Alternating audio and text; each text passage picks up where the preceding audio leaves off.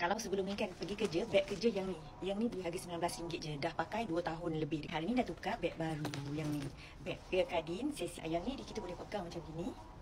Boleh bawa macam ni juga. Lepas tu boleh sangkut bahu ataupun boleh sling juga. Boleh sling macam ni. Tali dia yang ni, shoulder strap dia yang ni kita boleh pendekkan dia. Kalau nak sangkut macam gini, nak singkat, nak bagi senteng sikit macam ni. Bahagian dalam pula dia ada butang satu kat sini. Butang dia lembut je. Lepas tu bila kita buka kat bahagian dalam ni dia ada 1, 2, 3, 4, 5.